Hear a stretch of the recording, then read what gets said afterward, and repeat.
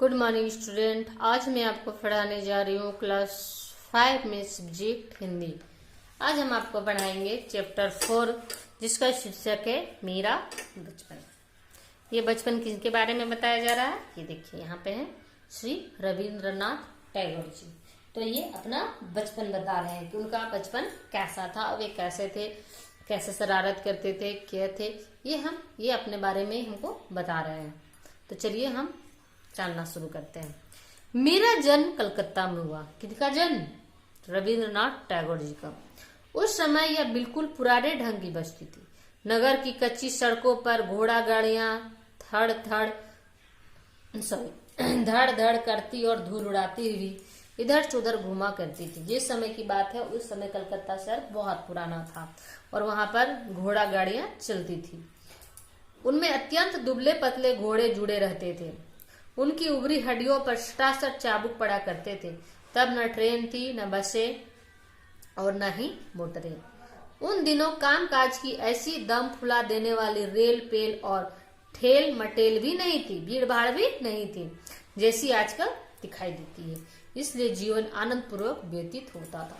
गाड़ी नहीं था, मोटर नहीं था, ट्रेन नहीं था, सिर्फ घोड़ा गाड़ी था। लेकिन व्यस्तता नहीं थी, लोगों का ज्यादा भीड़ भाड़ नहीं था, इसलिए वहां का माहौल बहुत अच्छा लगता था। आनंद से जीवन बीत रहा था। अपने अपने कार्यकाल जाने से पूर्व बापू लोग हुक्के का गहरा दम लगाकर पान खाते तथा चबाते जाते थे। जब भी पूर्व उनके पहले जो बाबू लोग यानी बड़े अधिकारी लोग जो थे, वो जब भी काम पे जाते थे, अपने ऑफिस जाने से पहले हुक्के का गहरा दम यानी हुक्का पी करके जाते थे। उनमें से हुक्का आने की एक तरह का ये नशीला पदार्थ होता है, उसे वो पहले पीते थे फिर जाते थे। उनमें से कोई तो पालकी में जाता, तो कोई 4 अथवा 5 लोग मिलाकर एक गाड़ी किराए पर ले लेते। ऐसी गाड़ी तो साझे की गाड़ी कहते थे। कुछ लोग थे वे पालकी में जाते थे और कुछ ऐसे थे जो 4-5 आदमी मिला करके एक गाड़ी ले लेते थे और साथ में जाते थे। धनिकों की गाड़ी पर उनके नाम संकेत लगे रहते थे और उनके पिछले भाग पर आधी दूर तक खींचे घूंघट के समान चमड़े का झाप लगा रहता था। सामने की पेटी का कोचवान बैठता था जिसके सिरे पर एक और झुकी हुई पगड़ी बंधी रहती थी। बिल्कुल पीछे की पटरी पर 2-2 साइस खड़े रहते थे। उनकी कमर में याक पशु के चमड़े की पेटियां बंधी रहती थी और वे हे ओ कहकर पगडंडियों पर चलने वाले को अपने मार्ग पर सचेत रहने की चेतावनी देते थे। जो अमीर लोग थे उनकी अपनी स्पेशल गाड़ियां हुआ करती थी जिसमें उनका नाम भी लिखा रहता था। स्त्रियां बंद पालकियों में बैठकर बाहर आती जाती थी। जो भी औरतें होती थी उनकी जो पालकियां होती थी वो खुली नहीं रहती थी, चारों तरफ से बंद रहती थी। उनके भीतर दम घोट देने वाला घना अंधकार रहता था। खुली गाड़ियों में निकलने का उन्हें साहस नहीं होता था। ग्रीष्म अथवा वर्षा के दिनों में छाता लगाना भी नारी की मर्यादा के प्रतिकूल समझा जाता था। गर्मी या बरसात में भी स्त्रियां छाता नहीं लगा सकती थी।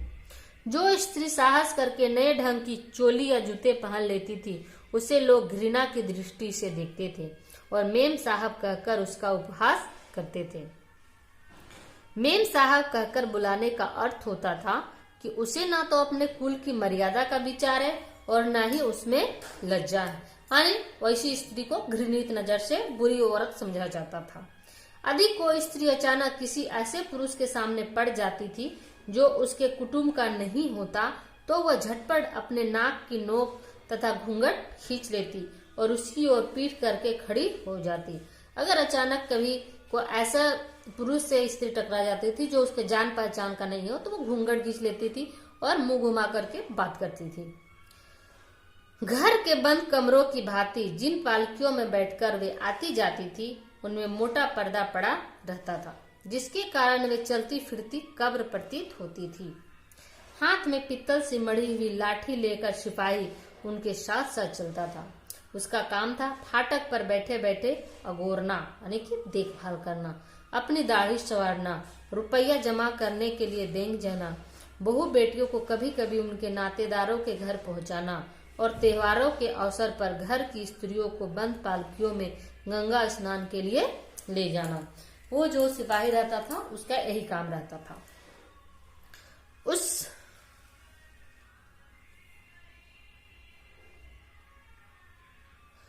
उस समय नगर में ना तो गैस का प्रकाश था न बिजली का।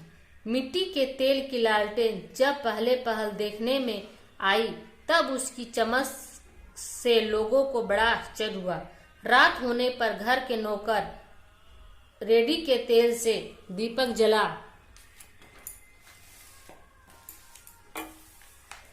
दिया करते थे। हमारे घर में जो शीशे का दीपक जलता था उसमें 2 बत्तियां रहती थी। इसी के प्रकाश में मेरे गुरुजी सरकार की पहली पुस्तक पढ़ाया करते थे। उस समय अभी की जैसी बिजली की व्यवस्था नहीं थी। उस समय दीपक जलाकर ही बच्चों को पढ़ाया जाता था और घर के भी कामकाज और अंधेरा को दूर किया जाता था। तो बच्चों आज हम यहीं तक पढ़ेंगे, नेक्स्ट क्लास में इसको हम पूरा करेंगे। इसे आप अपनी कॉपी में लिख लीजिएगा और इसको पढ़िएगा। Thank you.